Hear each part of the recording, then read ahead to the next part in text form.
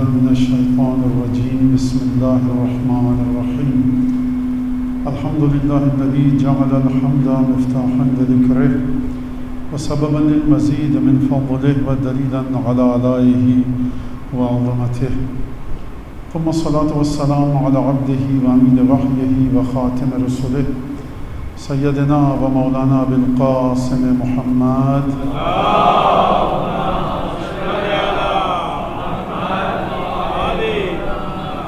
وعلى أهل بيته الطيبين الطاهرين الذين أذهب الله عنهم الرجس وطهرهم تطهيرا.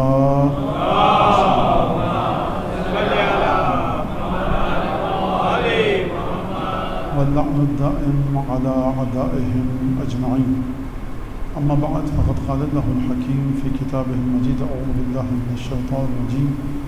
ذلك بأن الله لم يكن مغيرا نعمة أنعمها على قوم حتى يغيروا ما بأنفسهم.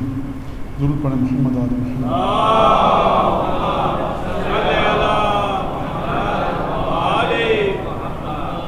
جو ہماری گفتگو تھی وہ 2-3 موضوع، آج 2 موضوع جمع ہو گئے. ایک تو توہین نعمت،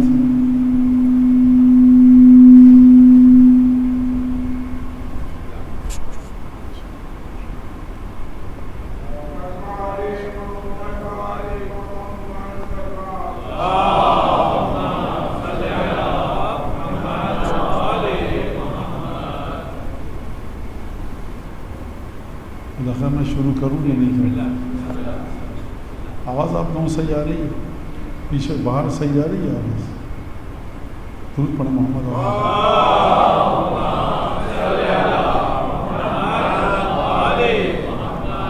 ارشاد پروردگار عالم ہو رہا ہے کہ ذالکہ، خدا ایک قانون کو سمجھا رہا ہے کہ خدا کی روش، سنت اور طریقہ یہ ہے: لم یکن مغیرا نعمتا انعمها علی قوم حتی یغیروا ما بانفسہم.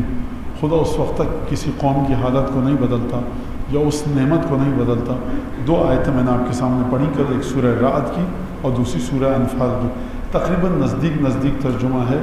ایک آیت کا ترجمہ تو یہ ہے کہ خداوند تبارک و تعالیٰ اس وقت تک کسی قوم کے اوپر سے نعمتوں کو سلب نہیں کرتا یا ان کی نعمتوں کو متغیر نہیں کرتا، تبدیل نہیں لاتا، جب تک کہ وہ اپنے آپ کو نہ بدلے. اور اگر اس آیت کا ذرا باریک بینی کے ساتھ، توجہ کے ساتھ ترجمہ کیا جائے تو وہ یہ ہے کہ خدا اس وقت تک کسی قوم کی حالت کو نہیں بدلتا جب تک کہ وہ اپنی حالت کو نہ بدلیں. اور یہ جملہ برائی کے معنوں میں نہیں کہا جاتا، اچھائی کے معنوں میں کہا جاتا ہے. یعنی ہمیشہ جب بھی کوئی قوم چاہتی ہے کہ اپنے آپ کو اچھائی کی طرف لے کر جائے اور چاہتی ہے کہ اس کے اوپر نعمت خدا ہوں، اس کے حالات اچھے ہوں، تو اس کی شرط یہ ہے کہ وہ اپنی حالت کو بدلے، جس کے بعد وہ رحمت خدا کی مستحق ہوگی. روایت میں ہمارے پاس یہ چیز موجود ہے کہ حضرت موسیٰ کی قوم نے گریہ کیا، آہوزاری کی، خداوند تبارک و تعالیٰ کی بارگاہ میں مناجات کی، تو 40 برس پہلے جناب موسیٰ علیہ السلام کی نعمت اس قوم کو مل گئی کہ جس نے آ کر فرعون کے عذاب سے اپنی قوم کو چھٹکارا دیا. تو یقیناً گریہ اوزاری، دعا، اس کے اندر بڑی طاقت ہے. صلاح الانبیاء کہا گیا، کہیں صلاح المومن کہا گیا. لہٰذا حضرت حجت آخری امام کے ظہور کے سلسلے میں جو آپ چیز سنتے ہیں کہ گڑ گڑا کر دعا کیجئے، آہوزاری کیجئے، نالہ و فریاد کیجئے، تو یہ یہی روایات سے لیا گیا ہے. اور دعا کرنے کا مطلب یہ ہے کہ دل کی گہرائیوں سے، یعنی آپ چاہتے ہیں کہ امام تشریف لے آئیں.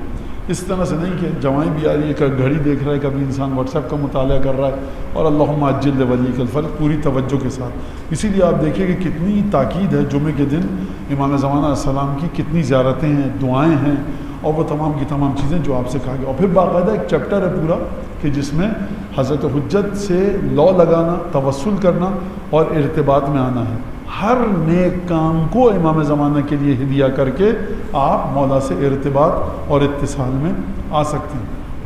اب یہ گفتگو ہماری نعمت کے سلسلے میں چل رہی تھی، اور نعمت کے سلسلے میں جو گفتگو ہے، اور دوسری بات جو ہمارا موضوع ہے قاطع المعروف یا بانی شر.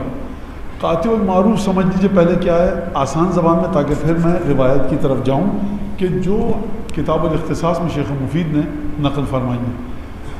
یعنی میں بار بار یہ آپ حضرات کی خدمت میں کہہ رہا ہوں کہ ائمہ علیہم السلام نے باقاعدہ ایک نفسیاتی تجزیہ کر کے کائنات کا، عالم غیب کا، زندگی کا، تمام چیزوں کا آپ کے سامنے رکھ دی اور بہت ساری زحمتوں سے آپ کو بچایا ہے۔ بشر کو، بشری انسانی علوم کس طرح سے آگے بڑھتے ہیں، human knowledge, human sciences, observation, experiment, observation, experiment, observation, conclusion. Theory بنتی ہے، ایکسپیریمنٹ کیا جاتا ہے، آبزرو کیا جاتا ہے، پھر اس تھیوری کو ثابت کیا جاتا ہے۔ 50 سال بعد وہ تھیوری غلط ثابت ہو سکتی ہے، تو اس تھیوری کو غلط ثابت ہونے کے بعد پچھلے لوگ کیا کریں، تو یہ ایک سلسلہ ہے اور اسی طرح سے چلنا ہے۔ یونیورسٹیز یہی کام کر رہی ہیں اور انسان اس کے علاوہ کچھ کر بھی نہیں سکتا۔ لیکن عالم غیب کے سلسلے میں نہیں ہو سکتا کہ تجربہ کریں، یعنی میں ایک دفعہ مر جاؤں اس طرح سے زندگی گزار کر، پھر آخرت میں جاؤں برزخ میں، ارے یہ تو غلط ہو گیا، پروردگار رب ارجعونی لعلی اعمل صالحا، قرآن کہہ رہا ہے مجھے پلٹا دے تاکہ اچھا عمل کر سکوں۔ نہیں، یہ ایک ہی دفعہ ہونا تھا، موت ایک دفعہ آئے گی، زندگی ایک دفعہ ملی ہے۔ تو یہ قانون کہ جو ایک دفعہ زندگی ملی ہے، ایک دفعہ موت آئے گی، یہ قانون اتنا خطرناک ہے کہ یہ قانون آپ سے کہہ رہا ہے کہ دیکھو اتنا زیادہ بشری علوم پر تکیہ اور بھروسہ مت کرو، ان کے ساتھ جڑ جاؤ کہ جن کے کلام سے تمہیں سچائی کی خوشبو آئے۔ آپ یہاں بچے ہو سکتا ہے بیٹھے ہوں، بعد میں سنیں، یورپ، امریکہ، مغربی دنیا میں ہیں، وہ امام سجاد کی کوئی بھی دعا اس کا انتخاب کریں، انگریزی، فرانس، جو جس ملک میں رہ رہے ہیں، اور وہ اپنے کلاس فیلوز کو دیں، ایسا کلاس فیلو جس کو کوئی تمیز تہذیب ہو، جو چاہتا ہو عالم غیب سے رابطے میں آنا۔ کیا بات، دیکھو یہ ہم لوگ پڑھتے ہیں، دیکھیں وہ کیا کہتا ہے۔ غیر مسلموں نے جب جناب امیر کی زندگی کا مطالعہ کیا غیر جانبدار ہو کر، یہ موجود ہے بات تاریخ میں اور یہ معاصر تاریخ ہے، یہ میں 500 سال پہلے کی بات نہیں کر رہا، آج کی تاریخ کی بات کر رہا ہوں۔ تو انہوں نے کہا یہ جو تمہارا رسول تھا نا، اس سے مظلوم تو رسول کا یہ بھائی نظر آتا ہے۔ کون؟ علی بن ابی طالب۔ لہٰذا بشر کے پاس اتنا وقت نہیں ہے، تجربہ کریں، اور پھر انسان اس بات کو برداشت نہیں کر سکتا، میں نے 6ٹھی کلاس میں اچھا نہیں پڑھوں گا، فیل ہو جاؤں گا، اگلے سال دے دوں گا، 1 سال ضائع ہو گیا بیٹا تمہارا، 1 سال، اب سال ضائع نہ ہو۔ یہ بچے کیوں انتھک محنت کر رہے ہوتے ہیں، راتوں کو جاگ رہے ہوتے ہیں، اس وجہ سے سال ضائع نہ ہو جائے۔ اچھا سال ضائع نہیں ہوگا، پاس ہو جائیں گے، 3 نمبر سے کم رہ گئے، 4 نمبر سے 5% سے تو داخلہ نہیں ہو پائے گا، کسی اور فیلڈ میں چلے جائیے گا۔ یہ دنیا ہے۔ آخرت کے اندر قرآن فرمائے رب ارجعون، خدایا دوبارہ پلٹا دے، لعلی اعمل صالحا، تاکہ کوئی تو نیک عمل انجام دے سکوں۔ کلا انہا کلمت ہوا، یہ وہ ایک جملہ ہے کہ جو یہ انسان کہے گا اور اس کے علاوہ اس کی کوئی حیثیت نہیں ہے۔ تو اس کو سوچ کر سمجھ کر نہج البلاغہ کو اٹھایا کیجیے، اس چیز کو سوچ کر سمجھ کر صحیفہ سجادیہ کو اٹھایا کیجیے۔ لہٰذا صحیفہ سجادیہ، نہج البلاغہ ان لوگوں کے کلمات کا مجموعہ ہے، الفاظ کا، کہ جو بشر کو تجربے کی زحمت سے بچانا چاہتے ہیں۔ وہ کہہ رہے ہیں دیکھو بس ایک یہی زندگی ہے، جو کر لیا اس میں تم نے کر لیا۔ لہٰذا جو موضوع ہے ہمارا قاطع المعروف اور بانی شر۔ قاطع المعروف کا مطلب کیا ہے؟ پہلے قاطع کا مطلب سمجھیے، اور المعروف کا، اور بانی اور شر کا۔ بانی شر آپ کی سمجھ میں آ جائے گا اور آ چکا ہے، شر یعنی بری چیز، بانی اگر بانی مجلس کہتے ہیں آپ تو آپ کی بات سمجھ میں آ جاتی ہے، تو بانی شر کا معنی بھی آپ کی سمجھ میں آ چکا ہے۔ قاطع کس کو کہتے ہیں؟ کاٹنے والے کو۔ قط، قاف تو ہیں، قط، نسل منقطع ہو گئی، امداد کا سلسلہ منقطع ہو گیا، آپ یہ کہتے ہیں کہ نہیں کہتے؟ یعنی منقطع ہو گئی، ڈسکنیکٹ ہو گئی، قاطع۔ المعروف یعنی نیکی، یعنی اچھائی، یعنی نیکی کو کاٹنے والا۔ اب نیکی کو کیسے کاٹا جاتا ہے؟ اب یہ چھٹے امام بیان فرمائیں گے۔ وہی حشر جو اس کراچی شہر کا ہے کہ نیکی کرنے کے لیے ہزاروں نہیں لاکھوں لوگ تیار ہیں، لیکن کہیں پر نیکی کے سلسلے کو اس طرح سے کاٹا گیا کہ نیکی کا سلسلہ اپنے تسلسل کو برقرار رکھ کے آگے بڑھ نہ پایا۔ نیکی کرنے والا نیکی کرنا چاہتا ہے لیکن وہ نیکی نہیں کر سکتا کیونکہ کسی نے نیکی کے سلسلے کو کاٹ دیا۔ اب یہ چھٹے امام کی حدیث میں ابھی آپ کے سامنے پڑھوں گا۔ دوسری چیز ہمارے پاس جو موضوع تھا، جو میں ملا کے پیش کر رہا ہوں، توہین نعمت۔ آپ توہین نعمت کا مطلب کیا ہے؟ نعمت کی اہانت، نعمت کی انسلٹ، نعمت کی بے عزتی، نعمت کو بس یوں ہی سا سمجھنا۔ تو نعمت کے کئی مرحلے ہیں. پہلا مرحلہ یہ کہ نعمت کی معرفت، دوسرا مرحلہ یہ ہے کہ نعمت کی عزت اور توقیر، تیسرا مرحلہ یہ کہ شکر نعمت. اور یہ تینوں مرحلے آپس میں اس طرح سے جڑے ہوئے ہیں کہ آپ بتانے کی حد تک تو ان کو الگ علیحدہ کر سکتے ہیں، لیکن جب مقام عمل پہ آئیں گے تو توہین نعمت، تکریم نعمت، شکر نعمت، معرفت نعمت، یہ سب ایک ہی مقام پر ہیں. لہٰذا خوب توجہ کے ساتھ سنیے گا اور پھر آپ دیکھیے گا کہ کس طرح سے خوبصورتی کے ساتھ جناب امیر جو شرم و حیا کا پیکر ہیں وہ کس طرح سے اپنے بارے میں گفتگو کر کے چلے گئے جو میں سمجھ سکتا ہوں. میں جناب امیر کے دہان مبارک میں الفاظ نہیں رکھ سکتا. مولا آپ نے کہا اس کا معنی یہ ہے، جو میری سمجھ میں آتا ہے وہ میں آپ کے سامنے پیش کروں گا. لہٰذا اگر ہم نعمت کے سلسلے کے بارے میں بات کریں تو توہین نعمت پر گفتگو ہو رہی ہے. نعمت کا مطلب کیا ہے اور نعمت خداوند تبارک و تعالیٰ نے جو دی ہے تو ائمہ نے اس کی حدود کو کیسے معین کیا ہے. آپ کی آواز اچھی ہے، گانا بھی گا سکتے ہیں آپ، اچھا قرآن بھی پڑھ سکتے ہیں، آپ کا اختیار ہے. کیا یہ توہین نعمت میں آتا ہے یا تقرین میں نعمت میں؟ بھائی میرا گلا ہے، میری آوازیں، لنگس میں سے میرے آکسیجن نکل رہی ہے، میری مرضی. تو سب سے پہلے معرفت نعمت کہ یہ جو میری آواز اچھی ہے اور میں بہترین نوحہ پڑھتا ہوں. میں تو نہیں پڑھتا، سمجھا رہا ہوں آپ کو. کوئی بچہ کہے مولانا نوحہ بھی پڑھتے ہیں، اچھا نہیں، میں سمجھا رہا ہوں مثال دے کر. جو نوحہ پڑھتا ہے اس نے اپنی آواز کو وقف کر دیا. جو شخص اچھی لکھائی لکھ سکتا ہے، خوش خطی، حدیثیں، قرآن کی آیات اور تغرے ائمہ کے نام لکھ رہا ہے، یہ 10 کام اور کر سکتا ہے. تو اس کا ہاتھ ہے، چلا رہا ہے، میرا ہاتھ ہے. تو معرفت نعمت، یہ دی کس نے ہے نعمت تم کو؟ یہ جو خوبی ہے اس کا تعلق کس سے ہے؟ اس کا تعلق ہے ذات پروردگار سے. لہٰذا پہلا مرحلہ یہ کہ نعمت کی نسبت کو سمجھو، ایٹریبیوشن کو سمجھو. یہ نعمت ہے کس کے متعلق اس کو سمجھو. اگر دی ہوئی اس نے ہے تو پھر سمجھو کہ کس طرح سے استعمال کرو گے.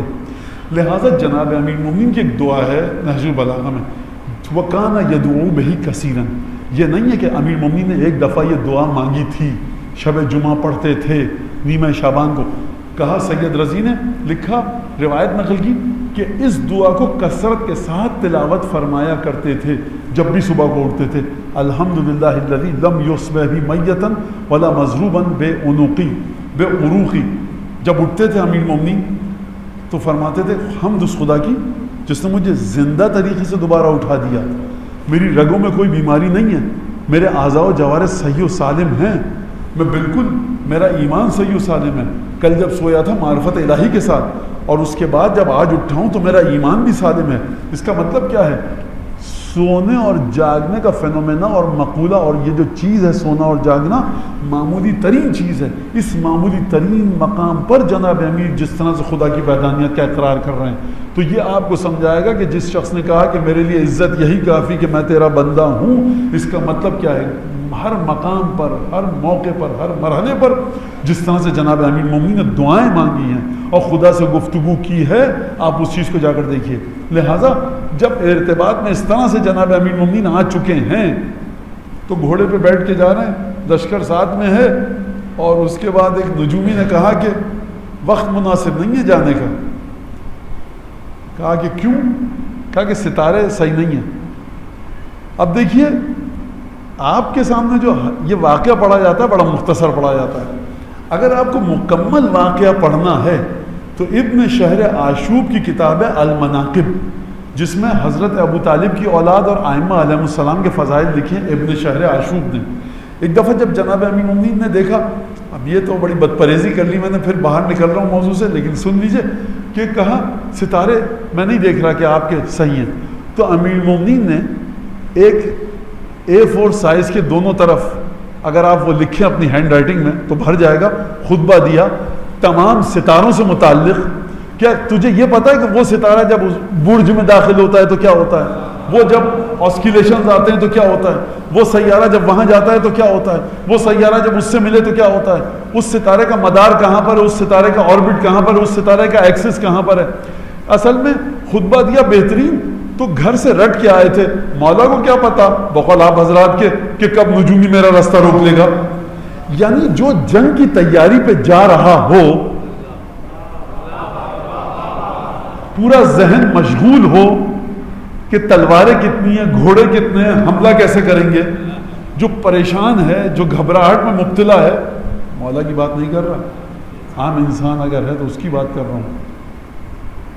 اس کو نجومی روکے تو اس طرح سے گفتگو کرے کہ جیسے ابھی گھر سے پڑھ کر آیا ہے ستاروں کی تمام چالیں اور آسمان کو دیکھ کر آیا ہے. تو یہ آپ ہم ہیں کہاں، سمجھتے کہاں پر ہیں.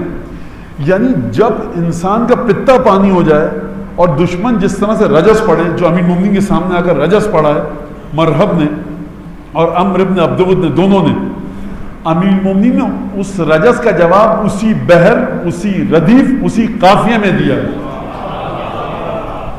کوئی کہہ سکتا ہے کہ بھائی یہ تو علی پڑھتے رہتے تھے کتابوں کو، اصل میں تو اتنا پڑھتے تھے، مطالعہ کرتے کہ رٹ لیا تھا چیزوں کو. تو ستاروں کی چال پر، آربٹ پر، ایکسس پر، گیلیکسیز پر، کہکشاں پر، آسکیلیشنز پر، ستاروں کی تمام چیزوں پر خطبہ دے دیا. اس میں کون سی بڑی بات ہے؟ تو کیا مرحب کے ساتھ بھی بیٹھے ہوئے تھے مولا کہ تم کون سا رجس پڑھو گے جس کے لیے ہم پریکٹس کر کے آئیں؟ تاریخ نے لکھا، رشید شرطونی عیسائی راہب ہیں، انہوں نے کتاب لکھی المنجد. اس میں یہ شعر لکھا ہے امیر المومنین کا. اور علامہ ابن منظور جو اہل سنت کے بہت بڑے عالم ہیں، اہل لغت، یہ کہتے ہیں کہ مرحب نے یہ شعر پڑھا، امیر المومنین نے جواب اس طرح سے دیا، اور لکھتے ہیں کہ لم یختلف فیہ اسنان، کوئی اس میں اختلاف کر ہی نہیں سکتا کہ یہ علی ابن ابی طالب ہی کا رجز ہے. تو آپ کا مولا اس مقام پر ہے کہ 1400 برس کے بعد بھی عیسائی ہے تو وہ گواہی دے، شیعہ ہے تو وہ گواہی دے، سنی ہے تو وہ گواہی دے. یہ ہے جناب امیر المومنین کی شخصیت. یہ جو رجز کے معاملے میں کوئی علی بن ابی طالب کا ہم پلہ نہ ہو سکے. 4 اشعار کے سلسلے میں اب کیا کیا جائے سرکار، یہ اب عادت ہے تو گفتگو اس طرف چلی گئی. دوبارہ آئیے آپ جناب امیر المومنین کی بارگاہ بلند آواز سے درود پڑھیں.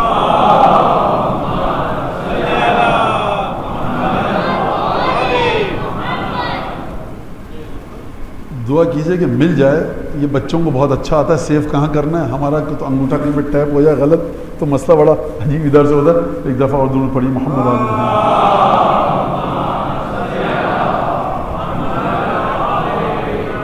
پہلا مرحلہ جو تقوی کا ہے، اور جناب امیر المومنین نے بڑے عجیب انداز سے اس بات پر گفتگو فرمائی ہے کہ خوب توجہ کے ساتھ سنیے گا. بنیاد انسان کی کہاں پر ہو؟ فراموش شدہ فضیلتیں. ایک فضیلت ہے بہت معمولی سی کہ جو تقوی کی. اب جناب امیر کی جملے میں ترجمہ کروں گا اور اس کی تشریح نہیں کروں گا.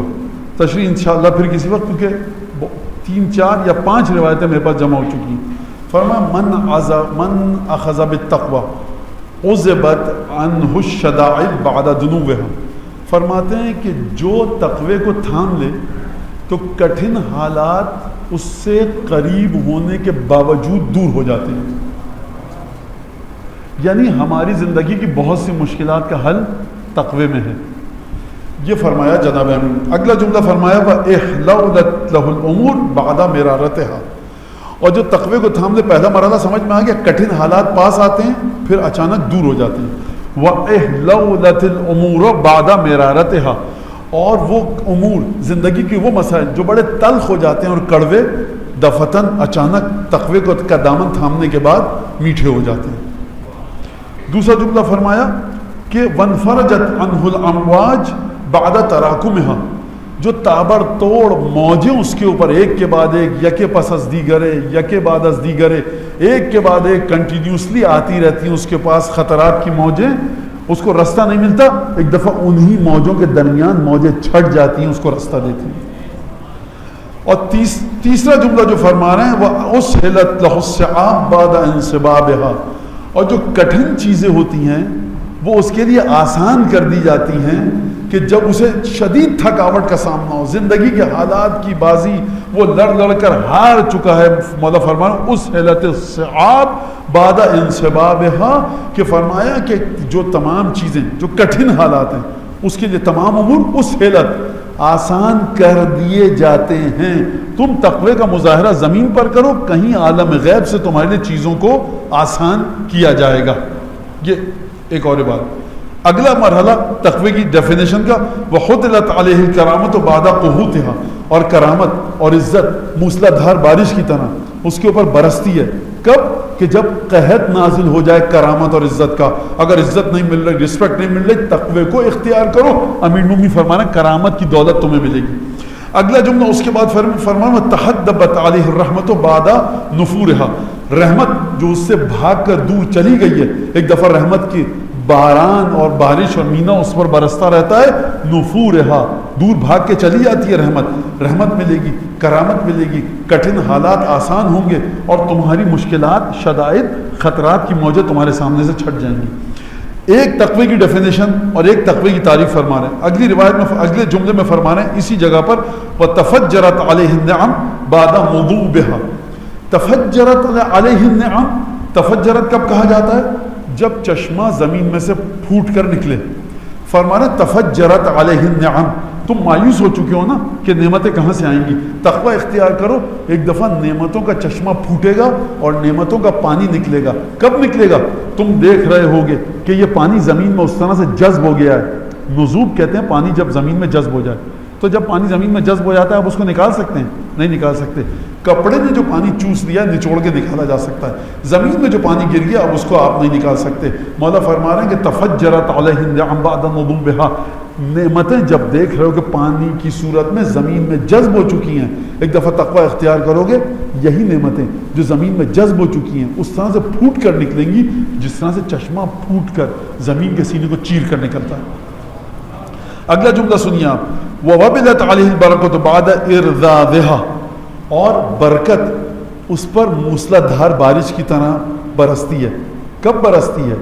کہ جب تمہیں برکت دکھ رہی ہوتی ہے کہ میں سمجھاؤں اس کو ارزاز کو ذرا. ایک دفعہ ہوتی ہے پھوار، ہلکی سی بوندہ باندی. ایک دفعہ پھوار نہیں ہوتی. یہ پہاڑی علاقوں میں رہنے والے لوگ جانتے ہیں کہ آپ ایک ایسی مسٹ ہوتی ہے، ایک نمی ایسی ہوتی ہے کہ نہ جو پھوار اور بارش ہے نہ بادل ہے. ایک عجیب و غریب قسم کی کیفیت ہوتی ہے جو دھند اور فوگ کو تو کریٹ کر دیتی ہے، کوہر کو بنا دیتی ہے. آپ کہتے ہیں نہ بارش ہے نہ بوندیں پڑ رہی ہیں، ایک عجیب سی نمی ہے ہوا میں. جو لوگ دیکھ چکے ہیں ان کی سمجھ میں آ رہا ہوگا، اور جو نہیں دیکھ چکے میرا بیان ناقص ہے لیکن سمجھنے کی کوشش کیجئے. تو مولا فرما رہے ہیں کہ تم دیکھ رہے ہو کہ برکت تمہیں اس اعزاز کی طرح لگ رہی ہے. جیسے ہی تقوی اختیار کرو گے وبلت موسلادھار بارش میں وہی نمی تبدیل ہو جائے گی. درود بھیجیں امین کی ذات پاک.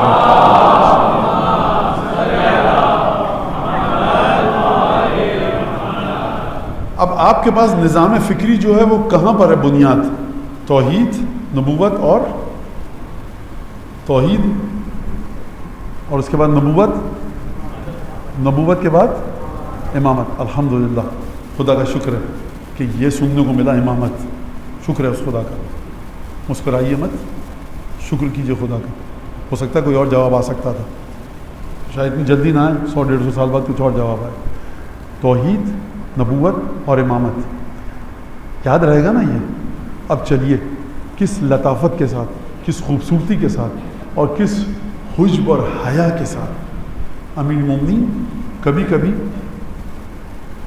شیر بیشا کی طرح، جو جنگلوں میں رہنے والا شیر ہوتا ہے اس کی طرح اپنی شجاعت دکھاتے ہیں. نہج البلاغہ میں ببانگ دوہل ایک بات کا اعلان کرتے ہیں واشگاف الفاظ میں.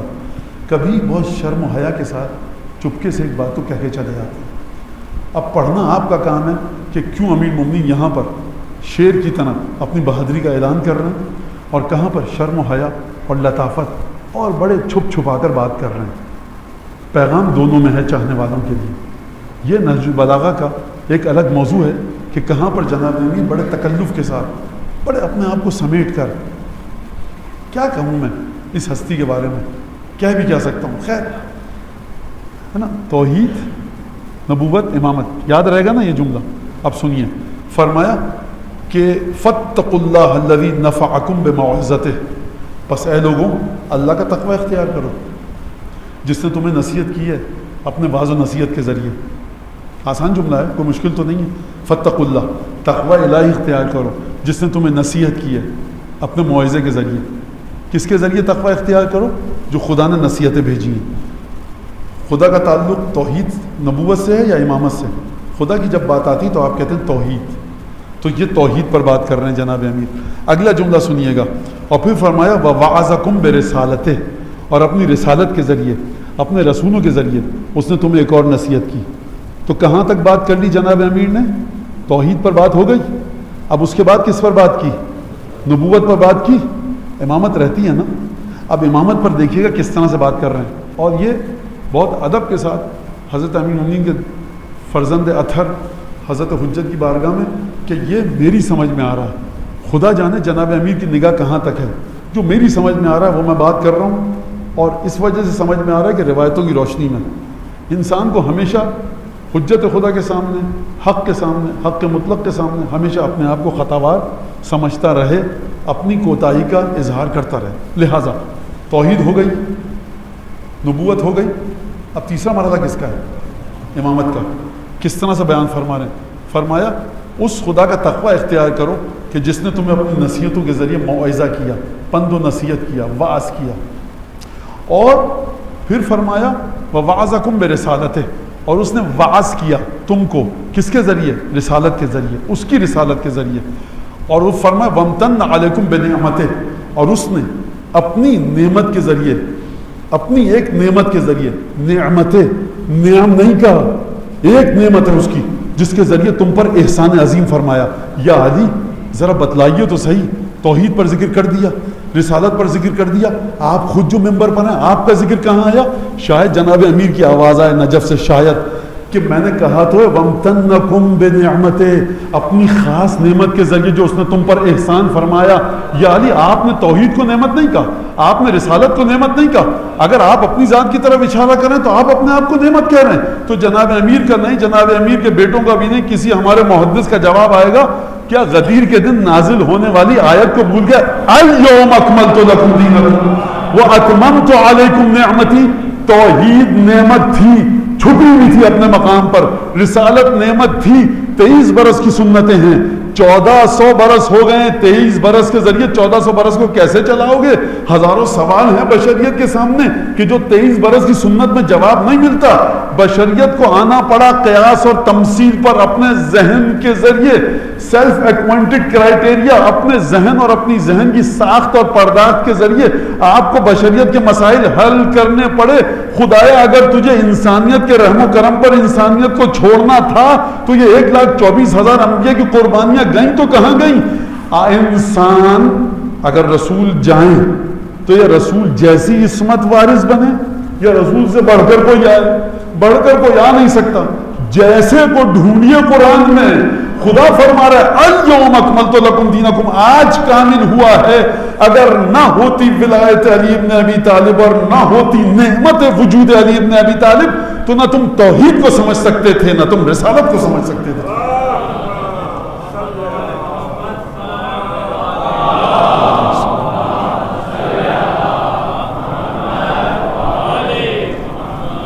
فَعَبِّدُوا أَنفُسَكُمْ بِطَاعَتِهِ وَاخْرُجُوا إِلَيْهِ مِنْ حَقِّ عِبَادَتِهِ. یہ جملہ اتنا عجیب ہے. عادت ڈالو اپنے آپ کو عبادت کرنے کی. یہ نہیں فرمایا کہ عبادت کیا کرو. عَبِّدُوا أَنفُسَكُمْ بِطَاعَتِهِ، خدا کی اطاعت کرنے کی عادت ڈالو. وَاخْرُجُوا إِلَيْهِ مِنْ حَقِّ طَاعَتِهِ. شاید یہ جملہ 1,20,000 صحابی رسول خدا کے، آپ کو یہ کہیں نہیں ملے گا جملہ. مولانا اتنی ذمہ داری سے کہہ دیا آپ نے، جہاں تک میں نے دیکھا نہیں ملے گا. کون سا جملہ؟ وَاخْرُجُوا إِلَيْهِ مِنْ حَقِّ طَاعَتِهِ. یہ جملہ آپ بڑا عجیب جملہ ہے. میں اس کو جب پڑھ رہا تھا، میں دیکھ رہا تھا تو میں نے کہا کیسے بیان کروں گا. وَاخْرُجُوا إِلَيْهِ مِنْ حَقِّ طَاعَتِهِ. کوشش کر رہا ہوں، آپ توجہ کے ساتھ سنیے. وَاخْرُجُوا إِلَيْهِ، نکلو اس کائنات سے خدا کی طرف. وَاخْرُجُوا إِلَيْهِ، یہ میں کائنات کا لفظ اپنی طرف سے اضافہ کر رہا ہوں. وَاخْرُجُوا إِلَيْهِ، خدا کی جانب نکلو. کیسے نکلو؟ من حق طاعتہ، خدا کی اطاعت کی حق کو ادا کر کے خدا کی جانب سفر کو آغاز کرو. خوب توجہ کیجیے گا. آپ جب بھی کسی منزل پہ جا رہے ہوں، اس منزل کا جو حق ہے، جو ذمہ داریاں ہیں، جو فرائض ہیں، جو ڈیوٹیز ہیں، آپ ان کو پورا کیے بغیر اس منزل تک نہیں پہنچ سکتے. توجہ ہے کہ نہیں ہے نا؟ یا آپ سمجھ سکتے ہیں زیارت پر، گھومنے پھرنے کہیں بھی جائیں جو منزل مقصود ہے اس کی شرائط کو آپ کو کہاں سے پورا کرنا پڑتا ہے؟ جو آپ کی مسافرت کا آغاز ہو. پاسپورٹ بنا لیں گے مکے کے ایئرپورٹ کے باہر، مدینے کے ایئرپورٹ کے باہر، نہیں ہو سکتا. ویزا لے لیں گے مدینے کے ایئرپورٹ کے باہر، نہیں ہو سکتا. اس مقام پر آپ کو تمام چیزیں کرنی پڑیں گی کہ جو حق اطاعت ہے وہاں کے ایئرپورٹ کا جب کر لیں گے تو اس کے بعد یہاں سے نکلیں گے. یہ میں آسان ترین معنی بتا رہا ہوں، کئی طرح سے اس معنی کی تفسیر اور تشریح کی جا سکتی ہے. تو آپ وہ تمام چیزیں یہاں سے کریں گے نا، تبھی تو آپ وہاں پر جا کر اس منزل مقصود پر سکون کے ساتھ حج کے اعمال انجام دے پائیں گے. تو آپ خدا کی جانب نکلنا ہے. جب موت آئے گی تو کس کی جانب جاتا ہے انسان؟ خدا کی جانب. خدا کی جانب جا رہے ہو تو کیسے جائیں؟ ان تمام چیزوں کے بوجھ کو اتار کر جاؤ جو خدا نے گردن پر رکھا ہے. ایک دفعہ قبر میں پہنچ گیا نہیں ہو سکتا پھر. وَخْرُجُوا إِلَيْهِ، خدا کی جانب سفر کا آغاز کرو، نکلو خدا کی جانب. کیسے؟ من حق اطاعت، حق اطاعت خدا کو اس دنیا میں ادا کرنے کے بعد خدا کے سفر کا آغاز کرو. لہذا یہ ایک عجیب جملہ ہے، بڑا فصیح و بلیغ جملہ ہے. حق اطاعت، خدا نے جو گردن پہ بوجھ رکھا اس کو اتارو گے تو خدا کی جانب جاؤ گے. یعنی اطاعت بھی اسی کی، دنیا کو چھوڑو گے تو اس کے حکم کے مطابق. لہٰذا یہ بنیادی ترین چیز ہے جو جناب امیر المومنین ہم کو بتا رہے ہیں کہ دیکھو بنیاد تمہاری ذات کی، تمہارے سفر کی تقویٰ ہے. اور اگر تقویٰ جب انسان اختیار کرے گا تو زندگی کے امور آسان ہوتے رہیں گے. اور میں پھر بتاؤں آپ کو کہ تقویٰ یہ کسی عجیب و غریب خوفناک چیز کا نام نہیں ہے. بہت آسان سی بات ہے. اگر امام معصوم تقوی کو اختیار کرنے کے سلسلے میں انسان کی نفسیاتی مشکل کا حل بتا نہ پائیں تو یہ میرا امام ہو ہی نہیں سکتا. یہ جملہ میں نے کیا کہا؟ مولانا نماز تو پڑھنے کا جی چاہتا ہے، پتہ ہے نماز پڑھنی ہے، پتہ ہے کہ یہ حرام ہے یہ واجب ہے، لیکن جی نہیں چاہتا. اب مولانا حضرات آپ کو کیسے مسئلے کو حل کریں گے؟ نماز پہ 4 گھنٹے میں بول سکتا ہوں، آپ کی نفسیاتی مشکل کو میں کیسے حل کروں اور اپنی نفسیاتی مشکل کو کیسے حل کروں؟ اگر انسان کا دل اچاٹ ہو جائے اطاعت الہی سے تو پھر مولانا صاحبان کے پاس کیا علاج ہے؟ اچھا کسی اور چیز کا علاج ہو مولانا صاحبان کے پاس تو اس کا علاج پوچھیں نا. کوئی علاج نہیں ہے مولانا صاحبان کے پاس. ہمارے پاس جو کچھ بھی ہے وہ اسی سے ہے جو 2 بھاری چیزیں ہیں. لہٰذا یہاں پر بتائیے 20 گھنٹے آپ پڑھتے رہیے نماز کی فضیلت پہ، حرام سے بچو، گنتے رہیے حرام کو، جہنم کے تمام عذاب گنواتے رہیے. کتنے لوگ سمجھیں گے؟ تو اگر امام معصوم آسان ترین راستہ نہ بتائیں کہ جو نفسیاتی مشکل آپ کے وجود میں ہو اور اس مشکل کے باوجود، اس بے رغبتی کے باوجود آپ اس سلوشن کی طرف جا نہ پائیں تو پھر کیا فائدہ؟ یعنی آسان الفاظ میں بے رغبتی ہے مجھے اطاعت سے، عبادت سے بے رغبتی ہے، اس کے باوجود مجھے کوئی ایسا آسان سا کام میرا امام بتا کے چلا جائے، اچھا ٹھیک ہے نہیں دل چاہ رہا تو یہ کام کرتے رہو، اس میں تو کوئی مشکل نہیں ہے. ہاں اس میں کوئی مشکل نہیں ہے، خود بخود اطاعت کی طرف جاؤ گے. تو اگر یہ کام ہو جائے تو پھر کیا کہنے؟ اچھا تنفر، نفرت شریعت سے کس بنیاد پر ہے؟ میرے اندر ایک نفسیاتی مشکل ہے. نفسیاتی مشکل کا مطلب میں یہ نہیں کہہ رہا کہ پاگل ہے، نعوذ باللہ دیوانہ ہے. ہم آگے نفسیاتی مشکل کو سمجھتے ہیں کہ پاگل کہہ رہے ہیں. پڑھے لکھے معاشروں کے اندر یعنی ایک ہے گرہ لگی ہوئی ہے، دل اچاٹ ہے میرا. تو اگر وہ نفسیاتی مشکل جس کا حل امام نے بتایا آسان ترین ہو ایک، اور دوسری بات کہ تنفر نفرت ہے شریعت کی دل میں، میری طبیعت اچاٹ ہے، اور وہ جو حل بتائیں امام وہ میرے جذبات کے ساتھ جڑا ہوا ہو، ایسوسیٹ کر پائے، اور میرا وجود، میرا نفس بہت آسانی کے ساتھ ریزونیٹ کر پائے اس سلوشن کے ساتھ، وہ جو حل امام بتائیں وہ میرے جی کو لگے، دل پر آ کر چسپاں ہو جائے بڑی آسانی سے، اور وہ میری نفسیاتی مشکل کو دبا دے، تو پھر اس کا مطلب یہ ہے نا کہ جو ایسا حل بتا رہا ہے اس کے پاس وہ علم ہے جو کسی کے پاس نہیں ہے. بچہ دوا نہیں کھاتا، وٹامن سی کی گولیاں بچہ نہیں کھائے گا، کینو کھانے کا دل نہیں چاہ رہا، موسمبی نہیں، مالٹا نہیں، اورنج نہیں. بیٹا دیکھو کتنی اچھی یہ ٹیبلٹ بنائی ہے، اور بچے کو فلاں جانور پسند ہے، پیٹ اینیمل ہے اس کا، اس کی طرح کی بنا دی، ملٹی کلر، وہ جب اٹھا رہا ہے 7 یا 8 یا 10 کلرز کی ٹیبلٹ تو بچہ کھا لے گا. تھا موسمی میں بھی وٹامن, نہیں کھا رہا تھا کیونکہ بچے کا جی نہیں چاہ رہا تھا, بچوں کو چڑ تھی, نفرت تھی, بو اس کی اسمیل, اس کی اروما بری لگ رہی تھی. تو جو ڈاکٹر جس نے یہ کام کیا بچوں کے مزاج کے مطابق اس نے وہ ٹیبلٹ بنا دی خوش شکل, اور بچے نے دیکھا لا کے آپ کے وٹامن سی ہے بیٹا, یہ وہی مالٹے والی چیز ہے, بچہ اٹھا کے کھا لے جھٹ سے. تو آپ کہیں ڈاکٹر صاحب بی فارمیسی والے کو کہیں کیا کام کیا آپ نے, یہ کیا ہے کیا؟ کہا دیکھو بچہ رنگ برنگی چیزوں کو پسند کرتا ہے. اور وہ تمام, اب میں تھکانا نہیں چاہتا, مثال سمجھ میں آ گئی تو آپ کا اپنا وقت ضائع نہ کرو. اب اگر امام ایک ایسی مشکل بتائیں کہ دیکھو دین کی طرف آنا ہے نا, تمہیں دین سے نفرت کی جڑیں تمہارے جذبات میں ہے نا, اگر ہم انہی جذبات کو ایک ایسی چیز پیش کر دیں کہ جو تمہیں دین کے قریب کھینچ کر لائے, اور اس طرح سے کھینچ کر لائے کہ رسول خدا کی شفاعت کا مستحق کر دے, اس طرح سے کھینچ کر لائیں کہ جناب سیدہ تمہارے لیے دعا کریں. ایسا نہیں ہو سکتا مجھے نہ نماز پڑھنا, نہ روزہ, نہ حج, نہ زکوٰۃ, نہ. بھائی ہم نے کب کہا ہے تم بات تو سن لو, پہلے ڈبیا کھولو تو صحیح, اس میں سے وٹامن کی ٹیبلٹ نکلتی کیسی ہے. ذکر کے مرحلے پر آپ کو آسان ترین چیز ہی دیکھو, ایکسٹرا ایفرٹ نہیں کرنا. موٹر سائیکل پہ جاتے ہو, گاڑی پہ جاتے ہو, خاتون خانہ برتن دھو رہی ہیں, آٹا گوندھ رہی ہیں, کھانا پکا رہی ہیں, ہم نے کب کہا کہ نماز پڑھو. درود تو پڑھ سکتی ہیں آپ,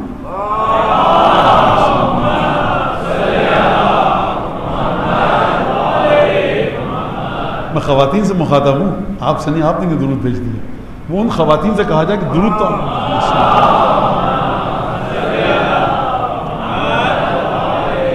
آپ درود تو بھیج سکتے ہیں, صلوات پڑھ سکتے ہیں, تو اس سے کیا ہوگا؟ آپ سے ہم نے یہ کب کہا کہ کیا ہوگا؟ ہمارے یہاں چاندی کے کٹہرے پر اپنے آپ کو رگڑنا گناہوں کے جھڑنے کا باعث ہے. ہم وہ دیوانی قوم ہیں, عشق میں ایسے دیوانے ہیں. آپ گئے, آپ نے زری کو دیکھا, دل پہ غم کی حالت طاری ہوئی, ایمان کی علامت ہے, آیا ہے ہمارے یہاں. ہم کسی کو زبردستی نہیں ماننے کے اوپر مجبور کر, ہمارے یہاں یہ ہے, یہ مسئلہ ہے. تو ہمارے یہاں 1-2 مثالیں نہیں ہیں, ہماری فقہ میں ہزاروں مثالیں ایسی ہیں کہ بڑی آسانی کے ساتھ آپ کے گناہ جھڑوائے گئے ہیں. مولانا یہ کیسے؟ اچھا اس وقت سمجھ میں آ جاتا ہے جب ماں باپ کے چہرے کی طرف بزرگوں کا احترام کرنے میں گناہ جھڑتے ہیں. ماں باپ کے چہرے کی طرف احترام سے دیکھو گناہ جھڑتے ہیں. اس وقت سمجھ میں آتا ہے جب آپ جانوروں کے لیے پانی رکھیں, گرمی میں پیاس سے ادموا ہو چکا ہے جانور, وہ پانی پیے گا, آپ کو ثواب ملے گا, وہ سمجھ میں آ جاتا ہے. تو یہ بھی تو حدیث میں آیا نا. تو آپ سمجھیے کہ اب اگر آپ نے سمجھ لیا آسان ترین عبادت کیا ہے, جو آل محمد کا درود وہ بھیجا جانے کو کہا جاتا ہے, تو اب وہ جتنی بھی روایتیں ہیں وہ آپ بھیجتے ہیں. تو اب مسئلہ یہ ہے کہ من یشفع شفاعتا حسنہ یکن لہ نصیب منہا من یشفع شفاعتا سیئہ یکن لہ کفل منہا. جو برے کام میں کسی کا ساتھ دے اس کو اسی کا حصہ ملتا ہے برے کام کا, اور جو اچھے کام میں کسی کا ساتھ دے اس کو اچھے کام کا حصہ ملتا ہے. درود کون بھیج رہا ہے رسول اللہ پر؟ خدا. ان اللہ و ملائکتہ, خدا جب درود بھیج رہا ہے تو آپ بھی درود بھیج رہے ہیں. جب آپ درود بھیج رہے ہیں تو آپ بھی خدا کے ساتھ اس کام کو انجام دے رہے ہیں. قرآن کا قانون ہے جو بھی کسی اچھے کام میں کسی کے ساتھ ہو جائے اس میں سے حصہ ملتا ہے. آپ جو درود بھیج رہے ہیں رسول اللہ پر اس کی حیثیت کیا ہے, اور جو خدا درود بھیج رہا ہے اس کی حیثیت کیا ہے؟ جب خدا جو درود بھیج رہا ہے اس کا اجر ہوگا کیا؟ آسان زبان میں بتاؤں, خدا کو ثواب کی ضرورت ہے نہیں. یہ جو خدا درود بھیج رہا ہے اس ثواب کا ہوگا کیا؟ یہ ہوگا, بہت آسان کر کے بتا رہا ہوں. لہٰذا جب انسان اس ثواب میں شریک ہوگا کہ جو قرآن کا قانون ہے کہ من یشفع شفاعتا حسنہ یکن لہ نصیب منہا, جو کسی اچھے کام میں کسی کا ساتھ دے گا اس کو اسی میں سے حصہ ملے گا. اس کا مطلب یہ ہے کہ جب انسان درود بھیجتا ہے, اور اگر روایت آ کر کہہ دیں تم ثواب کا اندازہ نہیں کر سکتے, کیوں نہیں کر سکتے بھائی؟ یہ وہ ذکر ہے جو خداوند تبارک و تعالی رحمان بن کے نہیں, رحیم بن کے نہیں, قدیر اور علیم بن کے نہیں, ان اللہ اللہ بن کے. اللہ کا مطلب کیا ہے؟ علماء فرماتے ہیں کہ اللہ کا مطلب یہ ہے کہ وہ ذات کے جس کے تمام جلال و جمال و جبروت اور کمال کو جب آپ ایک لفظ میں سمیٹنا چاہیں تو ہم کو رسول خدا نے بتایا اللہ، یعنی خداوند تبارک.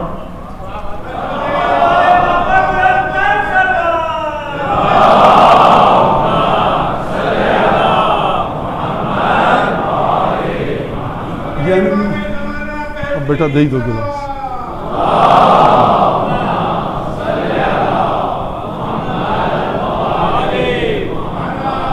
معذرت. لہذا خدا علیم بن کے درود نہیں بھیج رہا، قدیر بن کے درود نہیں بھیج رہا. رسول خدا پر درود بھیجتے کہ اپنی قدرت اور طاقت کا اظہار نہیں کر رہا، اپنے علم کا اظہار نہیں کر رہا، رزاق کا اظہار نہیں کر رہا. رزق پہنچ رہا ہے خدا کو درود کی صورت میں، رسول خدا کو خدا کا. رزاق تو کہہ سکتا تھا نا خدا، ان الرزاق وملائکتہ یصلون علی النبی. خدا نے کہا ان اللہ.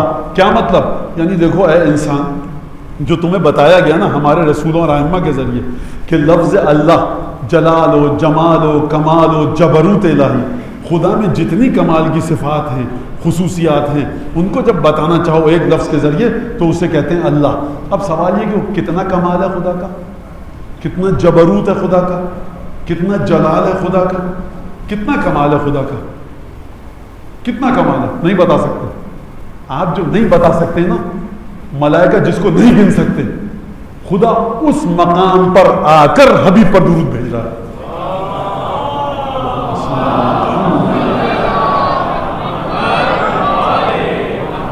اور جس چیز کو آپ سمجھ نہیں سکتے، خدا ان صفات کے ساتھ اپنے حبیب پر درود بھیج رہا ہے. تو اب مجھے یہ بتائیے کہ درود کا مطلب خداوند تبارک و تعالیٰ کی جانب سے برکتوں کا نزول ہے. تو اب جو یہ کہا جاتا ہے کہ آپ صلوات کے ثواب کو گن نہیں سکتے اور آپ کی سمجھ میں نہ آئے تو اس آیت کو پڑھا کیجئے، کیونکہ خدا کے جلال و جمال و کمال و جبروت کو کوئی گن نہیں سکتا، اور خدا اپنے مکمل جلال و جمال و کمال و جبروت کے ساتھ رسول خدا پر درود بھیج رہا ہے. لہٰذا اب یہ وہ مقام ہے کہ اس سے آگے نعمت کا تصور نہیں ہے.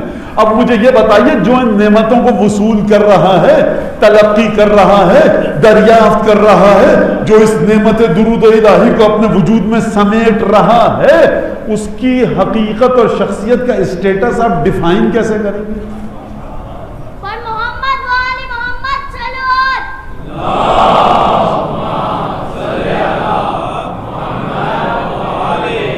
جب ڈیفائن نہیں کر سکتے تو آپ یہی کہہ سکتے ہیں بھائی یہ خدا کی نعمت ہے بڑی عظیم، ہم نہیں سمجھ سکتے، ہے کہ نہیں؟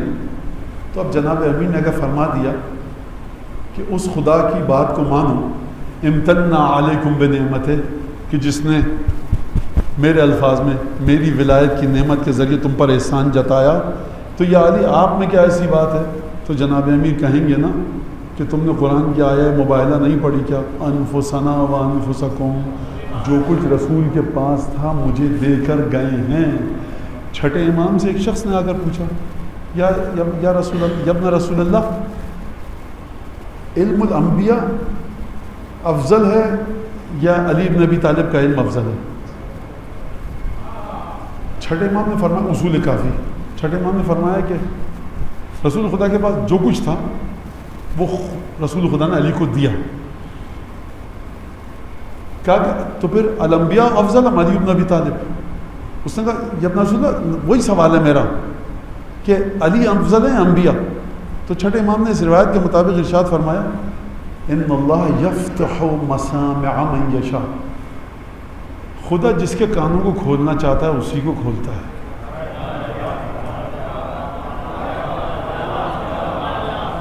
پھر فرمایا کہ دیکھو میں یہ کہہ رہا ہوں کہ رسول خدا کے بعد جو علم تھا علی کو دے دیا، اور یہ تب بھی پوچھ رہا ہے کہ علی افضل ہیں یا انبیاء افضل ہیں.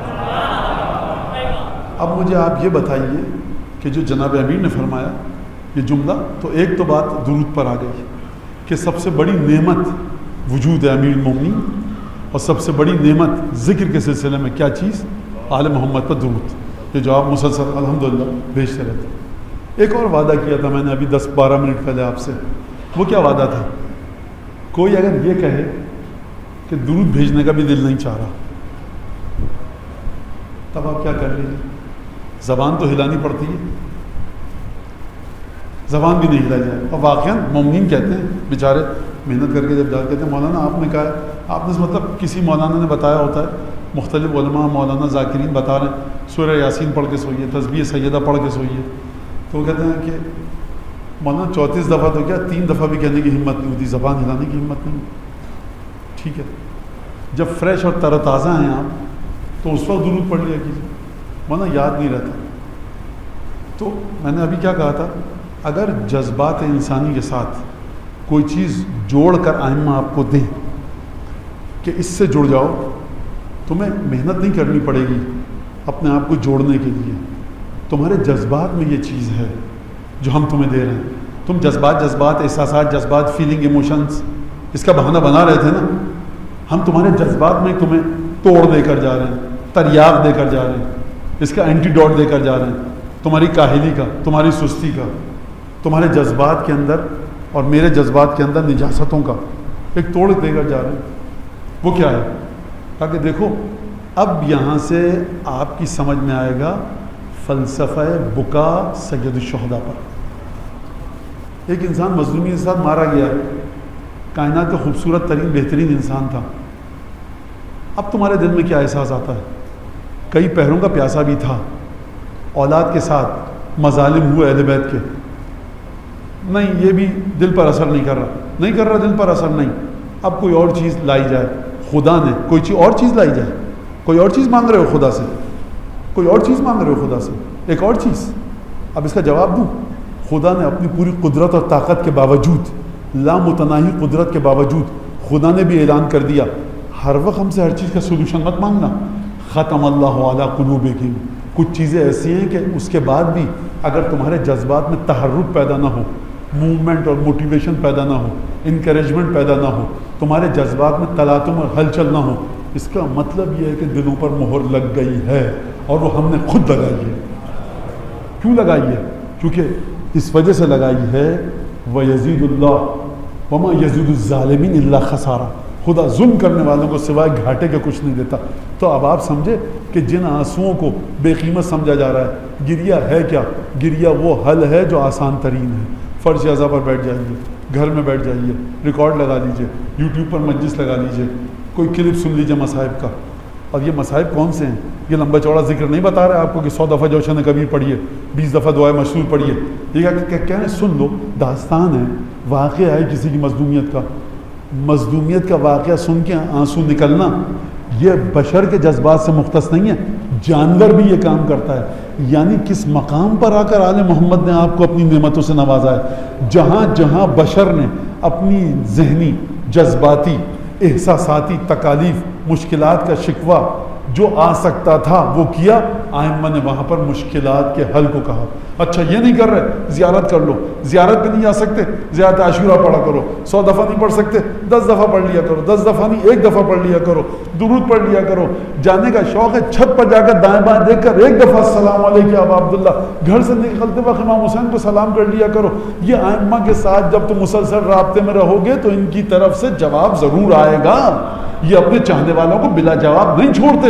لہٰذا یہ جو آپ کے مذہب کی خصوصیات ہیں، ان کا مذاق کوئی یہ کہہ کر اڑائے کہ اتنے چھوٹے سے ذکر سے بس یہ، اتنے سے اس سے یہ، اتنے سے فلاں سے یہ تو آپ لوگوں کو گناہ کی طرف بھیج رہے ہیں. تو مجھ پر اعتراض مت کیجئے، خدا پر جا کر اعتراض کیجئے. وہ خدا کہ جس نے حضرت آدم کو وَعَلَّمَ آدَمَ الْأَسْمَاءَ كُلَّهَا ثُمَّ عَرَضَ، اس کے بعد فرشتوں سے کہا کہ دیکھو فرشتوں سجدہ کر لو آدم کے سامنے آ کر.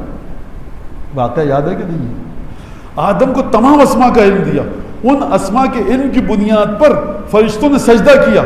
خطا ہوئی، جنت سے نکالے گئے. فَتَلَقَّى آدَمُ مِن رَبِّهِ كَلِمَاتٍ، کچھ نئے کلمات بتائے، کچھ کلمات بتائے، 4 5 3. تو یہ خدا سے جا کر جھگڑیے کہ خدایا تمام اسماء کا علم دینے کے باوجود یہ 4 5 کلمات کے ذریعے توبہ بخش دی. تو یہ حکمت الہی ہے اپنے بندوں کے لیے جو پرخلوص ہوتے ہیں.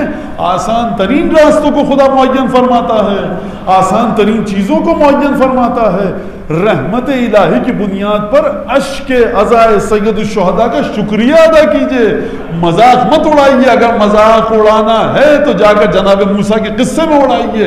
مذاق اڑانا ہے تو من و سلوہ کا مذاق اڑائیے. مذاق اڑانا ہے تو آدم کو جو خدا نے کلمات عطا کیے تو ان کا مذاق اڑائیے. مذاق اڑانا ہے تو جا کر باب حطہ کا جو قرآن مجید میں مذاق اڑائیے. مذاق اڑانا ہے جا کر تو رسول خدا کی اس حدیث کو دیکھیے جا کر کہ جو 3 دفعہ قل اللہ پڑھ لے گا ایک قرآن ختم کرنے کا ثواب ملے گا. ماہ مبارک رمضان میں جو ایک لفظ پڑھے گا, ایک آیت پڑھے گا, پورے قرآن ختم کرنے کا ثواب ملے گا. تو مسئلہ ہے کہاں پر؟ مسئلہ ہے یہ کہ سید الشہداء کی ذات حلق میں پھنس جاتی ہے, حلق سے اترتی نہیں ہے. درد کیجئے, یہ وہ خداوند تبارک. لہٰذا آپ نے دیکھا ہوگا ائمہ کے بارے میں آپ کیا جملہ سنتے ہیں, رحمت اللہ الواسعہ, خدا کی وہ رحمت جو وسیع ترین نعمت ہے. خدا کے پاس حسین ابن علی سے زیادہ کوئی ہستی نہیں ہے بڑی کہ جس کو رحمت الہی کی صورت میں خداوند تبارک و تعالیٰ پیش کر سکے. لہٰذا 4 معصومین کی بارگاہ میں بلند آواز سے درود بھیجیے.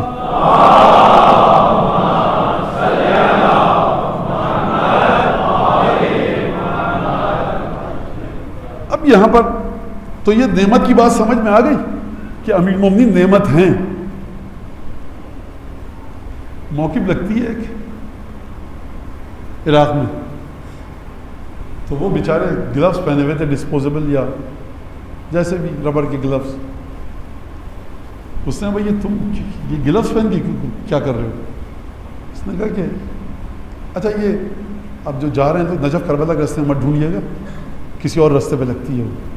تو وہ گلوز والی موقع کون سی ہے؟ مولانا نے بتایا وہ اس راستے میں نہیں لگتی.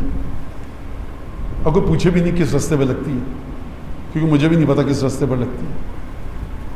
اس نے کہا ہم لوگ تمہارے دین پر نہیں ہیں, مسلمان نہیں ہیں, اس لیے کوئی مسلمان کوئی جو جا رہے ہیں مسلمان سارے تو کوئی کہے کہ نہیں یہ فلاں لوگ ہیں ہم پہچانتے ہیں تو ہم گلوز پہن کے ربر کے تم کو تبرک بانٹ رہے ہیں.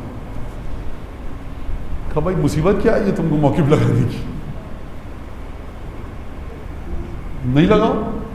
اس نے مسئلہ یہ کہ ہم لوگ ہمارا کارخانہ بہت بڑی فیکٹری ہے تو ہم پہلے لگاتے تھے, پھر ایک ساتھ نہیں لگایا تو فیکٹری میں آگ لگ گئی اور انشورنس بھی کلیم نہیں کر سکے. تو پھر ہم نے جا کر دیکھا موقف جب لگاتے ہیں تو 10واں حصہ بھی خرچ نہیں ہوتا. جو آگ لگ کے سامان جل گیا نا اس کا 10واں حصہ بھی خرچ نہیں ہوتا, لیکن اس کے بعد سے بھی فیکٹری میں کوئی ہمارے آگ نہیں لگی. توجہ کیجیے گا, دیکھیں یہ ان کے لیے ہے کہ جو رسول خدا کلمہ نہیں پڑھتا. آپ کے لیے کچھ اور تحفے ہیں. جو گھر کے دروازے کے باہر مانگنے آئے تو آپ کے والد بزرگ اس کو کچھ اور دیتے ہیں. آپ جو ان کے کلیجے کا جگر کا ٹکڑا ہے آپ کے لیے کچھ اور ہے. اس مسئلے کو اگر آپ سمجھ گئے اور حل کر لیا تو ہے بڑی خطرناک دعا ویسے, کیونکہ یہاں جو دل کا ٹکڑا ہوتا ہے وہ سلمان ہے, یہاں پر جو جگر کا ٹکڑا ہے وہ ابو الفضل عباس ہے. پھر امتحانات بھی ویسے ہی دینے ہوتے ہیں. لیکن یہ سمجھیے اس بات کو کہ یہ باقاعدہ ایک, لیکن میں روایت پڑھتا ہوں اور ادھر ادھر نہ چلا جاؤں, کہیں آپ کے سامنے روایت پڑھوں. فرمایا یہ روایت جو ہے امیر المومنین احسن صحبت النعم قبل فراقها, بہت اچھی طرح سے نعمتیں جب تمہارے پاس ہوتی ہیں تو بہت اچھی طرح سے ان کے ساتھ برتاؤ کیا کرو اس سے پہلے کہ نعمتیں تم سے دور ہو جائیں. فإنها تزول, کیونکہ نعمتیں زائل ہو جاتی ہیں. یہ آپ میں سے ہر ایک کو پتہ ہے, مجھے بھی پتہ ہے, اس بچے کو بھی پتہ ہے. اب جو جملہ ہے نا وہ سوائے اسد اللہ الغالب کے کسی کو نہیں پتہ. وَتَشْهَدْ عَلَى صَاحِبِهَا, اور یہ نعمتیں اپنے مالکان نعمت کے خلاف گواہی دیتی ہیں. تمہاری آواز اچھی تھی, تم نے اس جگہ پر اپنی آواز کو کیوں استعمال کیا جہاں پہ سیدہ ناراض ہوتی تھیں؟ تم نے اس جگہ پر کیوں استعمال نہیں کیا کہ جہاں پہ سیدہ خوش ہوں؟ عجیب و غریب روایتوں کا خزانہ ہے سرکار, عجیب و غریب. اصول کافی میں ایک حدیث ہے, کسی کو خدا نے مال دیا ہے, کسی کو خدا نے علم دیا ہے, کسی کو خدا نے حسن و جمال دیا ہے. ان تینوں پر لازم ہے کہ اپنے مال کی زکوٰۃ نکالیں. ان تینوں پر اس پر لازم ہے اپنے علم کی زکوٰۃ نکالیں. اس پر لازم ہے کہ اپنے حسن و جمال کی زکوٰۃ نکالیں. اور کس خوبصورت طریقے سے معصومین نے گفتگو فرمائی ہے خود نعمتوں پر. یعنی 1 نہیں 2 نہیں 10 اشرے اگر ہوں تو کم ہیں کہ نعمت کی حقیقت کیا ہے, نعمت کو ائمہ نے بیان کس طرح سے کیا ہے, اور نعمتوں کو کس طرح سے ہم ان کی توہین کرتے ہیں. فرمایا خوب اچھی طرح سے نعمتوں کے ساتھ رہا کرو جو نعمتیں تم کو دی گئی ہیں, اس سے پہلے کہ تم سے دور ہو جائیں, کیونکہ نعمتیں زائل ہو جاتی ہیں. وَتَشْهَدْ عَلَىٰ صَاحِبِهَا, اور اپنے مالکان نعمت کے خلاف گواہی دیتی ہیں. آپ میں طاقت تھی وزن اٹھانے کی, آپ ویٹ لفٹنگ کے مظاہرے میں گئے, مقابلے میں گئے, ہو گیا 1 گھنٹے 2 دن 3 دن چلا, آپ چیمپئن بن گئے. اب کیا کرنا ہے, اب کیا کرنا ہے؟ مسجد میں اعلان ہوتا ہے صفحے بچھا دیجئے, آپ کے نا فضول کام ہے. یہ طاقت دی کس نے؟ ان کو اٹھاؤ رکھو, موقف میں جا کر خدمت کرو, زائرین کا سامان اٹھا کر ادھر سے ادھر رکھو. یہ ہاتھ ہیں آ کر یہ امام حسین کے لیے استعمال ہو, یہ پیر امام حسین کے لیے استعمال ہو. احسنو, مولا نے یہ نہیں کہا معرفت, کہا نیک سلوک کرو. نیک سلوک کیا ہے؟ مولا یہ آپ کے صدقے میں ہاتھ کی طاقت ہے, آپ کے لیے استعمال ہو رہی ہے. مولا نے یہ کب کا 24 گھنٹے ہمارے لیے. تشہد علی صاحبہا, قیامت میں تمہارے خلاف گواہی دیں گی نعمتیں. ذہن اچھا تھا, کس نے کہا تھا کرکٹرز کا ریکارڈ یاد کرو, پورا فٹ بال کے پلیئرز کا ان کو ریکارڈ یاد ہے, وہاں پہ یہ ریکارڈ بنا, وہ فلاں گراؤنڈ, ٹھیک ہے ہو گیا, بہت اچھی بات ہے, یاد رکھو. پھر ہوگا کیا؟ کون سی دنیا کی مشکلات کو حل کرے گا, کون سی آخرت کی؟ 10 تھیورم یاد کر لیتے, 20 ٹریگنومیٹری کے فارمولے یاد کر لیتے تو پڑھ تو سکتے تھے جا کر. چیزوں کو یاد کرو, یا ملک قوم کی کمیونٹی کی خدمت, دنیا کی خدمت, آخرت کی خدمت, کچھ ایسا کام کرو. تشہد علی صاحبہا, یہ نعمتیں گواہی دیں گی. بما عمل فیہا یا بما عمل فیہا, جس طرح سے تم نے نعمتوں کے ذریعے عمل کیا ہوگا یہ نعمتیں تمہارے خلاف گواہی دیں گی. فرمایا امین مومنین احذروا نفار النعم, ان نعمتوں کے سلسلے میں کوشیس رہو, ویجیلنٹ رہو, چوکنے رہو. دیکھو یاد رکھنا, خوب توجہ کے ساتھ ان کو دیکھتے رہنا, نگرانی کرتے رہنا ان کی نعمتوں کی. کون سی نعمتوں کی؟ نفار النعم. نفار النعم کا مطلب کیا ہے؟ وہ نعمتیں جو بھاگ جاتی ہیں. صاحب 100 میٹر دور سے دیکھ لیتے تھے ایک صاحب کہ کیا ہے, کلر کون سا ہے, وال کلاک لگی ہوئی 100 میٹر دور سے دیکھ لیا. اب 6 انچ دور سے بھی نہیں دیکھ سکتے, بھاگ گئی 6x6 نظر بھاگ گئی. جب 6x6 تھی تو کیا کیا, 8 گھنٹے بیٹھ کر تمام ویڈیوز دیکھی, موویز دیکھی, بھاگ گئے. کیا کیا؟ یہ ہے دنیا. تمہارا چھٹا امام فرما رہا ہے من قرأ القرآن فی المصحف, جو قرآن کو دیکھ کر پڑھے گا, متع ببصرہ, وہ اپنی نگاہوں سے لذت اٹھائے گا. کب لذت اٹھائے گا؟ وخفف عن والدیہ ان کان کافرین, ایسے شخص کے والدین اگر کافروں کی موت مرے ہوں گے عذاب اٹھا لیا جائے گا. یہ نعمت ہے آنکھوں کی, اس سے یہ کام کرو. خوب توجہ کے ساتھ سنیے. فما کل شارد بمردود, فرمایا دیکھو یاد رکھنا کچھ ایسے چیزیں ہوتی ہیں جو بھاگ جاتی ہیں تم سے, پھر واپس لوٹ کر نہیں آتی. مسل پل ہو گیا, فزیو تھراپسٹ آیا, 1 ہفتے بعد صحیح ہو گیا. نگاہیں اگر آپ کی چلی گئی تو پھر یہ کسی ایکسرسائز کے ذریعے صحیح نہیں ہو سکتی. اگر میموری چلی گئی صحیح نہیں ہو سکتی. خوب توجہ کیجیے گا. 10ویں امام القو یا ابقو, ملاقات کرو نعمتوں سے, بچا کر رکھو نعمتوں کو. دونوں نسخے ہیں. النعم بحسن مجاورتہا, دیکھو جب نعمتیں تمہارے پاس ہیں تو ان کا بہت اچھا خیال رکھا کرو. والتمسوا الزیادۃ فیہا بالشکر, اور خدا سے مانگو کہ اس نعمت کو جو خدا نے تم کو دی ہے مزید بڑھائے, نعمتوں کو بڑھائے. خدا کیسے بڑھائے گا؟ بالشکر علیہا, شکر ادا کر کے نعمتوں کا. تقریر کے شروع میں نے آپ سے کیا عرض کیا تھا؟ معرفت نعمت, استعمال نعمت, توقیر نعمت, شکر نعمت. اور یہ تینوں چیزیں لفظ میں الگ ہیں لیکن اکٹھی ہیں. کیا مطلب معرفت نعمت؟ تکریم نعمت, توقیر نعمت, رسپیکٹ کرنا کسی نعمت کی, توقیر کرنا, عزت دینا. معرفت, یہاں سے اہل بیت کی ایک فکر پتہ لگتی ہے. نعمتوں کا شکر کیسے کیا جائے؟ جو نعمت تم کو جس طرح سے ملی ہے اس نعمت میں خدا کا حق ادا کرو, نعمت بڑھ جائے گی. اور اگر خدا کا حق ادا نہ کیا نعمت چھن جائے گی. لہذا صدقے کے سلسلے میں یہ آئی ہے بات کہ جو صدقہ دیتا ہے اس کے پاس دوبارہ وہ مال لوٹ کر آتا ہے. حافظہ کیسے بڑھتا ہے, میموری کیسے بڑھتی ہے؟ جب آپ اچھی چیزوں میں اس کو لگائیں, کنسٹرکٹیو چیزوں میں اس کو استعمال کریں. تفصیل کے ساتھ گفتگو بہت ہے, میں اس سے زیادہ نہیں کروں گا یہاں پر بات. وعلموا, اب یہاں پر درود پڑھیں محمد علیہ محمد.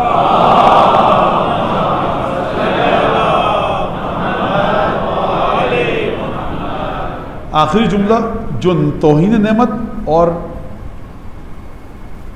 قاطع المعروف بانی شر. خصال صدوق میں روایت ہے کہ 6 چیزیں مومن کو موت کے فوراً بعد فائدہ دیتی ہیں.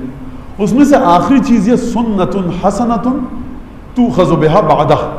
آپ اپنی زندگی میں کوئی رسم و رواج، کوئی ریت ڈال کر چلے جائیے، اچھی شریعت میں نہیں آئی تھی لیکن شریعت نے پسند کیا، کوئی رسم و رواج ڈال کے چلے جائیے اپنی زندگی میں. آپ کے مرنے کے بعد، میرے مرنے کے بعد اس رسم و رواج پر لوگ عمل کرتے رہیں تو اس کا ثواب آپ کو ملتا رہے گا. کتنا ملے گا؟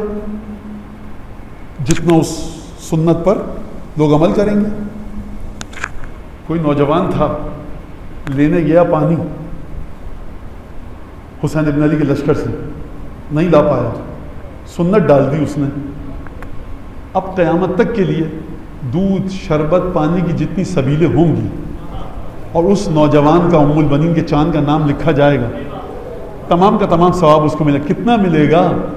اسی کراچی، اسی گلی میں کتنی سبیلیں لگتی ہیں. تو ابو الفضل عباس کی نمازوں کو چھوڑیے، روزے کو چھوڑیے، یہ جو سنت ڈال کے چلے گئے نا حسین کے عزادار اور ساتھیوں کو پانی پلانے کا، سنت مکمل نہیں ہوئی تو یہ غضب ڈھا دیا. اگر مکمل ہو جاتی تو مولا کیا غضب ڈھاتا. سنت حسنت، اگر اچھی سنت ڈال کے چلے گئے اور جو اس کے بعد آپ کے اس کے اوپر عمل کرے ثواب ملے گا، تو بری سنت بھی اگر ڈال کر گئے تو اس کا گناہ ویسے ہی ملے گا. اب تاریخ میں جتنی سنتیں ہیں ڈال کر دیکھیے. مظلوموں کے خیموں کو جلانا بڑی بری سنت ہے. جس نے آغاز کیا مظلوم کے خیمے کو جلانا کربلا کے میدان میں، اب جب تک مظلوموں کے خیمے جلتے رہیں گے سارا کا سارا گناہ بانی شر کے پاس لکھا جائے گا. ایک اور اشارہ کر دوں، میں نے پہلے بھی کہا تھا، کہاں یاد نہیں، شاید آپ نے سنا. سید الشہداء مسجد میں تشریف فرمائے، امیر المومنین مسجد میں تشریف فرمائے. ایک ظالم آیا، مولا کو کچھ ظالم آئے اور زبردستی مسجد نبوی میں سے کھینچ کر باہر لے گئے. اب آپ آئے مسجد میں، آپ نے کہا مجھے اس سے نماز سیکھنی ہے جو رسول کا نواسا ہو. ڈھونڈا کون ہے؟ نہیں ہے. آپ نے نماز سیکھی کس سے؟ جس نے آپ کو غلط نماز سکھائی، حرام کی جگہ حلال سکھایا، حلال کی جگہ حرام سکھایا. آپ کی زندگی میں شریعت تو برباد ہو گئی کہ نہیں ہوئی؟ قصور آپ کا تھا، آپ بے گناہ ہیں. آپ تو خلوص سے آئے تھے مسجد نبوی میں کہ رسول کا نواسا ہے. ظالم رسول کے نواسے کو کھینچ کے چلے گئے. تو اب آپ بتائیے، جو آپ نے غلط شریعت پر عمل کیا، خدا کے انصاف کا تقاضا کیا ہے؟ آپ کے لیے گناہ لکھے یا اس کے لیے کہ جو حسین کو زبردستی مقام سے ہٹا کر مسجد سے باہر لے گیا؟ تو اب اگر آ کر کہا جائے کہ سارا گناہ قیامت تک اس کے لیے لکھا جائے گا جس نے مولا حسین کو آسان الفاظ میں تو تبلیغ دین نہ کرنے دی، تو اس میں اچنبھے کی بات کیا ہے؟ اس نے حسین کو رستے سے ہٹا دیا. لوگ مولا حسین کو نہیں دیکھ سکے، لوگ مولا حسین کو بھول گئے، لوگ مولا حسین کو نہیں سمجھ سکے. نماز روزے جتنی سیکھے، شریعت کا کیا حلال کیا حرام کیا واجب سب مخلوط ہو گیا، مختلط ہو گیا، ایک ملغوبہ بن گیا، ایک معجون بن گئی. تو غلط شریعت پر لوگوں نے عمل کیا. قاتل حسین کو اگر گناہ جائے تو اس میں حیرت کی بات ہے یا عین عدل الہی ہے؟ لہذا بانی شر کا مطلب یہ کوئی بھی چیز بری انسان داغ بیل ڈال دے. بانی شر ایک اور بات بتاؤں آپ کو، جو ہیں آپ کی ہیں، ہمارے اسی شہر میں بھی ہوں گے. فرش اعضاء پر ہلڑ بازی. آپ کو مجلس بری نہیں لگ رہی؟ احترام سے رہیے فرش اعضاء پر، بعد میں بات کیجیے. اگر آپ نے ایک دفعہ اس بات کی قرخ کو، اس بات کو جو کارڈن آف کر کے گئے تھے ہمارے بزرگ، ایک دفعہ آپ نے توڑ دیا تو یاد رکھیے آج طاقت کسی کے پاس ہے، کل کسی کے پاس ہوگی. اس ملک کے تمام ادارے، تمام حکومتیں، تمام کے تمام حساس غیر حساس ادارے فرش اعضاء کی عزت کرتے ہیں. اس ملک کی پولیس کی جو نفری ہے فرش اعضاء کی عزت کرتی ہے. آپ یہ کر کر یہ کام مت کیجیے. جو لوگ تمام کے تمام حکومتی ادارے فرش اعضاء کی عزت کرتے ہیں، تو آپ جب خود فرش اعضاء پر آئیں گے تو یہ کام مت کیجیے. آپ کو، اور میں نے پہلے بھی کہا، جو بچے آقا ابو طالب طباطبائی کو یہ کہہ دیا، میں نے کہا قطعاً میں راضی نہیں ہوں، اجازت نہیں دے رہا، آپ میرا دفاع کریں. وقت ہے نا بہت، آدھا گھنٹہ، رات کالی کرنے کا شوق ہے، جا کر قرآن پڑھو، امام حسین کے خاتموں پر لعنت کرو، یہ اس سے کہیں زیادہ ہے، اور میرے مرحومین کو ہدیہ کر دو، یہ میرے لیے قیمتی ہے. کہاں لگے وہ کن چیزوں میں؟ واضح ہے کہ بات ہی نہیں سمجھ پا رہے سننے والے بیچارے. اور روز دعا کر رہا ہوں ان کے لیے. واقعی میں غلط بیانی سے کام نہیں لے رہا کہ جو تقریر سن کے بیچارے دعا کر رہا ہوں, خدایا ان کی فہم کو نورانی فرما, یقین عطا فرما, اہل بیت کے کلمات سے ان کو جوڑ دے تاکہ یہ سمجھ سکیں اور توجہ کے ساتھ پھر مجلس سے پڑھیں. لہذا فرش اعضا پر یہ بانی شرع ہے. سبیل کا احترام آپ کو پسند نہیں آ رہی, کسی کی سبیل ہلڑ سبیل امام حسین فرش اعضا. کوئی بھی مجلس پڑھے جو میں مجھ سے محبت کرتے ہیں, احترام کرتے ہیں, کسی فرش اعضا پر جا کر میرے خلاف بات ہے, کچھ قطعاً حق نہیں ہے جا کر فرش اعضا کے تقدس کو آپ پامال کریں. امیر مومنین کی سیرت نعرہ لگانا آسان ہے, علی کی طرز زندگی, علی کا طرز زندگی منافقت کی موت ہے. امیر مومنین 25 سال صبر کیا. بہت اچھا موقع ہاتھ آیا تھا امیر مومنین کے کہ جب مصر کے لوگوں نے گھیرا ڈالا تھا خلیفہ مسلمین کے دارالامارہ کے اطراف میں, امام حسن امام حسین کو پانی دے کر بھیجا. 3 دفعہ گئے خلیفۃ المسلمین کے پاس, بڑی پیار اور محبت احترام کے ساتھ سمجھایا. یا تو کہو تاریخ جھوٹ ہے یا کہو آپ نعرہ غلط لگاتے ہیں, امیر مومنین کی معرفت ہی نہیں ہے آپ کو. خود توجہ کیجئے گا. کیا مطلب اس بات کا؟ اس کا مطلب ہے کہ چیزوں کو ان کے طور طریقے کے مطابق چلنے دیجئے, اپروپریٹ وے میں چلنے دیجئے. ہر چیز کا ایک طریقہ ہوتا ہے. فرض اعضا کا تقدس ہے, تقدس کو سیکھیے امیر مومنین سے. میں نہیں کہہ رہا امیر مومنین اپنے مخالفوں کو مقدس سمجھتے تھے یا نہیں, یہ میرا گفتگو نہیں ہے, موضوع بحث نہیں ہے. جا کر آپ قرآن اور حدیث اور تاریخ سے پوچھیے, اپنی اپنی کتابیں پڑھے ہر شخص جا کر. لیکن کبھی بھی ائمہ نے پسند نہیں فرمایا کہ شریعت محمدی کو چھوڑے. دوسرے مرحلے پر ثقافت اور شہر کے اندر جو امن و امان ہے اس کو برباد کیا جائے اور چیزوں کو اس طرح سے انجام دیا جائے کہ ائمہ معصومین کو یہ کہا جائے موقع پرست, فرصت طلب انسان. بنو عباس اور بنو امیہ کی حکومت کے درمیان چینج آف پاور ہو رہا ہے, لیکن مہذب طریقے سے نہیں ہو رہا. کس طرح سے ہو رہا ہے؟ نعرہ لگانا ہے بنو عباس آل محمد کا, اور بیٹھے تخت پر تو آل محمد پر سب سے زیادہ ظلم کیے. چھٹے امام آپ کو کہیں نہیں دکھیں گے بنو امیہ بنو عباس کے جھگڑے میں. امام باقر آپ کو کہیں نہیں دکھیں گے. مامون اور امین کے جھگڑے میں آپ کو امام رضا کے اصحاب کہیں نہیں دکھیں گے. اس کا مطلب کیا ہے؟ اس کا مطلب ہے کہ بہتی گنگا میں ہم چاہیں تو ہاتھ دھو سکتے ہیں. رسول خدا کی انتقال کے بعد بڑے بڑے سرکردہ لوگوں کی جانب سے جناب امیر کو یہ پیشکش کی گئی, حلم تو اپنا لاؤ, ہاتھ آگے لاؤ, ابایعک, میں تمہاری بیعت کروں گا. لَأَمْلَأَنَّ الْمَدِينَةَ رَجُلًا وَخَيْلًا, گھڑ سواروں سے اور سپاہیوں سے مدینے کی گلیوں کو بھر دوں گا. تم بیعت تو کرو میرے ہاتھ پر, میں تمہیں تخت پر بٹھاؤں گا. نہ, حق میرا ہے لیکن میں کوئی ایسا کام نہیں کروں گا جو شریعت کے خلاف ہو. یہ میں نے کہا ہے, امیر مومنین نے اس طرح سے جواب نہیں دیا, دوسرا جواب تھا, یہ میں نے اپنے الفاظ میں جواب دیا. لہذا خوب توجہ کیجیے گا کہ بانی شر یہ کام نہ کیجیے کہ جتنی آپ کو بری لگ رہی ہے مجلس, ایک جملہ کہہ دوں, وہ علماء حضرات خود کیوں نہیں آگے آتے فرش اعضا پر جو آپ کو بھیجتے ہیں کہ جا کر یہ کام کیجیے. اتنا بڑا واجب ہے, اگر حضور اتنا بڑا واجب ہے اور آپ ظلم کے خلاف, امام حسین نے قیام کیا ظلم کے خلاف, تو یہ ممبر پہ بیٹھا شخص ظالم ہے. وہ علماء بھی آئیں اسی طرح سے نعرے لگائیں, ہلڑ بازی کریں فرشا کے تحت. اگر واجب ہے, مستحب ہے تو آپ بھی کیجیے, اور اگر خلاف اخلاق ہے, ناشائستہ حرکت ہے تو یہ آپ منع کیجیے. عالم اترے, ذاکر ہے, خطیب ہے, ٹوپی شیروانی میں, امامے میں, حضور ہمارے سوالات ہیں, کچھ سیکھیں اس بات کو. بانی شر وہ ہے, کوئی بھی پڑھے غلط صحیح جیسے بھی, فرش اعضا کے تقدس کو برقرار رکھیے. عالم سے نہیں سیکھ سکتے, اپنے ملک کے اداروں سے سیکھیے. پورے احترام کے ساتھ اپنے ملک کے اداروں کو کہہ رہا ہوں, فرش اعضا کا احترام کرتے ہیں, تمام کی تمام آپ کو ہموار کرتے ہیں راہوں کو. اب اس پہ بھی کوئی الزام لگا دے کہ حکومت کے آدمی تو سرکار لگا دی ہے, کیا کہوں, آپ دیکھ نہیں رہے کیا؟ اور بس یہاں تک بات کو رہن دیجیے, ورنہ تو اس سے آگے بات بہت غلط اور جگہوں پر چلی جائے گی.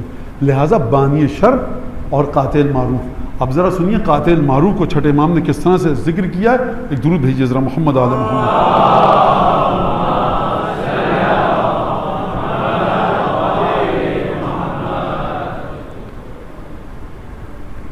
ایک دفعہ اور درود بھیجیے, محمد آل محمد.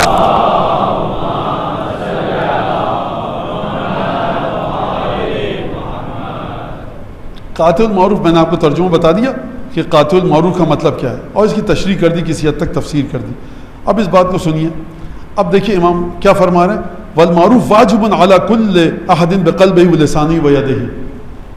نیکی کرنا لازم ہے ہر چیز, ہر شخص پر. امام فرما رہے ہیں ہاتھ سے, زبان سے, دل سے. یہ دل سے کون سی نیکی ہوتی ہے میری سمجھ میں نہیں آتا, لیکن امام بتائیں گے کہ کیسے ہوتی ہے. خوب توجہ کیجیے گا، دل سے نیکی. فرمایا ہر شخص پر لازم ہے کہ اپنے ہاتھ سے، زبان سے اور دل سے نیکی کرے. فمن لم يقدر على اصطناع المعروف بيده فبلسانه، جو ہاتھ کے ذریعے نیکی نہ کر سکے اس کو چاہیے کہ اپنی زبان کے ذریعے نیکی کرے. ومن لم يقدر فبقلبه ولسانه، اور اگر یہ بھی نہ کر سکے زبان سے اور دل سے، اور اگر زبان سے نہ کر سکے تو دل سے نیکی کی نیت کا ارادہ کرے. تو یہ امام نے فرمایا. اور پھر فرمایا چھٹے امام سے، لعن اللہ قاطعی سبیل المعروف، خدا لعنت کرے نیکی کے رستے کے کاٹنے والے کے. لفظ تو آسان ہے، نیکی کے رستے کے کاٹنے والے کے. جب نہ رسول اللہ نیکی کے رستے کو کاٹا کیسے جاتا ہے؟ امام فرما رہے ہیں کون ہے نیکی کے رستے کو کاٹنے والا؟ وہو الرجل، یہ وہ شخص ہے یصنع الیہ المعروف فیکفرہ، کہ جس کے ساتھ نیکی کی جائے اور یہ نیکی کا برا جواب دے. نیکی کا برا جواب دے فیمنع صاحبہ، تو ایسا شخص کیا کرتا ہے؟ آپ نے مجھے گاڑی میں بٹھایا، کھڑے ہیں مولانا، ہاتھ دیا، میں نے آپ کو روکا، ہاتھ کا اشارہ کیا اور آپ نے ہاتھ کا اشارہ دیکھ کر روک دی. آگے بڑھی گاڑی، میں نے نکالا نعوذ باللہ اپنا چاقو اور آپ کے پہلو پہ رکھ دیا کہ اپنا والیٹ دیجئے، موبائل دیجئے، گاڑی کی چابی دیجئے. آپ نے سب کچھ دے دیا مجھے اور آپ اتر گئے. اب آپ آئندہ تہیہ کر لیں گے کہ کوئی مر بھی رہا ہوگا تو میں گاڑی میں سوار نہیں کروں گا. تو لعنت اس پر نہیں ہے جو بیچارہ گاڑی چھوڑ کے چلا گیا، لعنت ہے اس پر کہ جس نے نیکی کا جواب اچھے طریقے سے نہیں دیا. نوکر رکھا تھا آپ نے کسی کو مجبور دیکھ کر، اور اس کے بعد اس نے کیا کیا؟ آپ ہی کی تجوری صاف کر کے چلا گیا. صبح شام ہر ہفتے مولانا بیچاروں کو دیکھ کے رکھا تھا، لاکھوں کروڑوں روپے لے کر چلے گئے. اب یہ شخص کسی کو بیچارہ نوکر رکھے نہ رکھے، کیسے رکھے؟ سمجھ کے کہا تھا صاحب ان کو تو دیکھتے تھے، یہ تو ہمارے برابر میں نماز پڑھتے تھے، مسجد میں ساتھ آتے تھے، فلاں قافلے میں دوستی ہوئی، اس طرح سے. اب یہ شخص نیکی کے رستے کو آپ نے کاٹ دیا. تو مولا فرمانا کہ یصنع الیہ المعروف، نیکی کی جاتی ہے تو لیکن اچھے طریقے سے جواب نہیں دیتا. من یصنع ذلک الی غیرہ، اب اس شخص نے روک دیا کہ اس نیکی کو آپ اب کسی دوسرے کے ساتھ نہیں کریں گے. کہیں گے مولانا کو ہم نے بٹھایا تھا، مولانا نے چاقو کے زور پر ہم سے تمام قیمتی چیزیں چھین لی. لہٰذا خوب توجہ کے ساتھ اس بات کو سنیے گا. اس کا مطلب یہ ہے کہ جس طرح سے قاطع معروف پر لعنت کی گئی ہے اسی طرح سے بانی شر پر لعنت کی گئی ہے. یہ تمام باتیں آپ نے سنی. اب آپ دیکھیے کہ انسان نیکی کرنے سے رک جاتا ہے. اہل بیت کو دیکھیے آپ کس طرح سے نیکیاں کی ہیں. بیٹے بعد میں دے دینا مجھے، تھینک یو.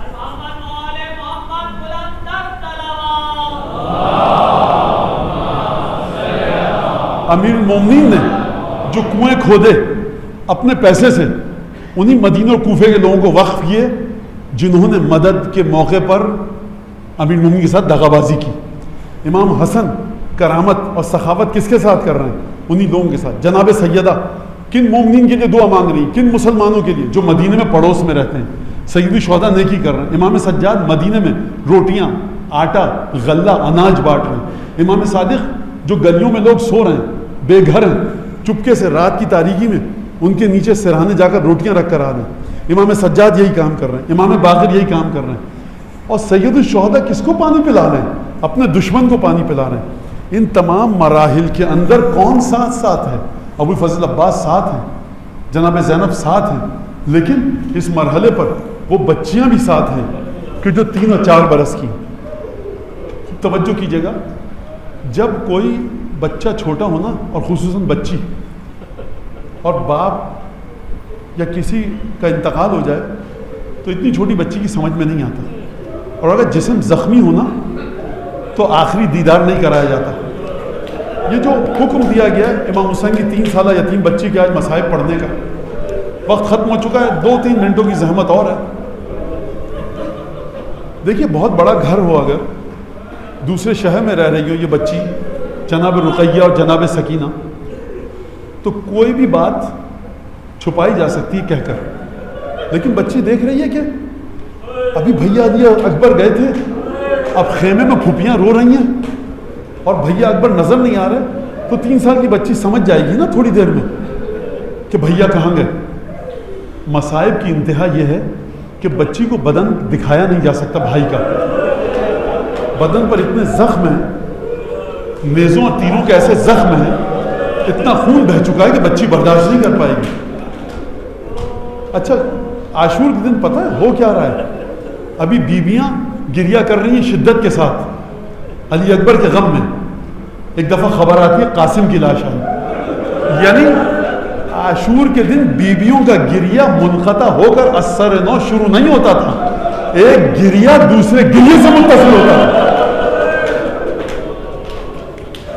اچھا یہ بچی جتنی بھی ناسمجھ ہو, جتنی بے زبان اور ناداں ہو, لیکن یہ بچی دیکھ تو رہی ہے ماؤں کو, پھوپھیوں کو, خالاؤں کو, اپنی بہنوں کو کہ کس طرح سے ماتم کر رہی ہیں. بس ایک دفعہ جب اس اور آخری غم کا مرحلہ کیا آیا, جب یہی بچی دوڑتی بھی گئی ہے علم آتا دیکھ کر, خالی کاسا لے کر, یا ابتا ہے نا عمی العباس, بابا چچا کہاں گئے. یعنی چچا سے اتنی محبت تھی کہ علم دے کر اپنی پیاس کو بھول کے چچا کا ماتم کیا. اور پھر وہ مرحلہ آیا کہ جب مولا حسین خیمے میں آئے نا اور تمام خواتین کو مخاطب کر کے کہا علیکن منی السلام, تو اسی بیوی نے کہا استسلمت للموت, بابا کیا آپ بھی موت کے لیے تیار ہو گئے. اور جب دوڑتا ہوا ذوالجناح خیمے میں آیا نا تو اسی بیوی نے آگے بڑھ کر گفتگو کی, کہا میرے بابا کے گھوڑے مجھے یہ بتا, میرے بابا کو پیاسا شہید کیا گیا یا پانی دے گا.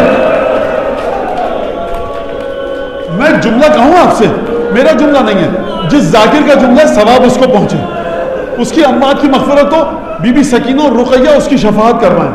جملہ سنیے, اس کا کہنا یہ ہے کہ عاشور کے دن 9 محرم کو شب عاشور, یہ 3-4 سال کی بچیوں کے جملے مولا حسین کے ساتھ ہیں. جب حالات بڑے گھمبیر ہو نا تو سربراہ خاندان جو ہوتا ہے اس کے سامنے چھوٹے معصوم بچوں کو بھیجا جاتا ہے کہ تم یہ بات کہو, کیونکہ بڑوں کی ہمت نہیں ہو رہی ہوتی ہے کہ جا کر گفتگو کریں. ہر موقع پر بی بی سکینہ اور رقیہ نے آ کر گفتگو کی ہے, اتنا لاڈ تھا, اتنا پیار تھا. لیکن یہ ذاکر کہتا ہے کہ قتل امام حسین کے بعد سے لے کر زندان شام تک ایک لفظ آپ کو تاریخ میں نہیں ملے گا بی بی سکینہ اور رقیہ کا. اور اس نے لکھا, بات کی کتاب میں لکھا, وجہ یہ تھی کہ اس بچی نے اتنے مظالم دیکھے, چچاؤں کے کٹے ہوئے سر دیکھے, بھائیوں کے کٹے ہوئے سر دیکھے, بابا حسین کے زخمی بدن کو دیکھا. بچی سے قوت گویائی سلب ہو چکی تھی. بچی بات کرتی تو کیسے کرتی, طاقت نہ رہی تھی کہ بچی بات کر سکتی. آپ کو 11 محرم کے مصائب بی بی زینب کے ملیں گے کہ جسد مطہر حسین ابن علی سے رخصت ہوئی. بی بی سکینہ اور رقیہ کا واقعہ نہیں ملے گا. کسی طرح سے ان شہزادیوں کو روکا گیا, کچھ بعید نہیں تھا کہ ان کی روح بدن سے جدا ہو جاتی.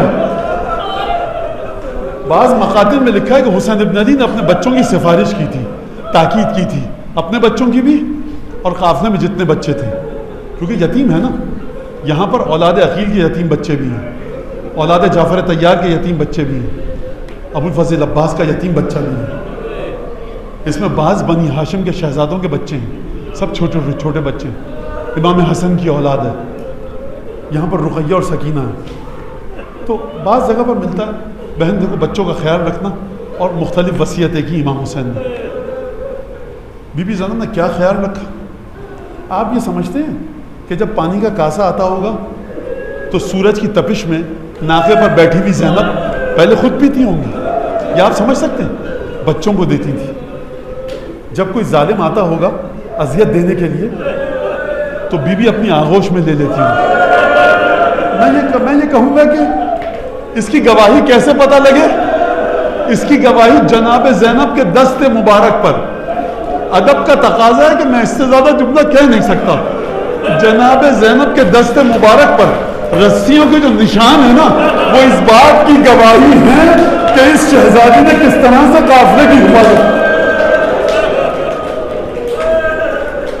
یعنی یہ قافلہ چلتا چلتا جب شام میں آیا ہے اور اس ظالم نے دندان مبارک کے ساتھ وہ جسارت کی ہے, تو بعض علماء کے یہ جملے میں نے پڑھے ہیں کہ بچی کو تعجب ہوا اور بچی نے سوالیہ نگاہوں سے پھوپھی کی طرف دیکھا, کیا پھوپھی اماں کیا یہ میرے بابا کا ہی سر ہے.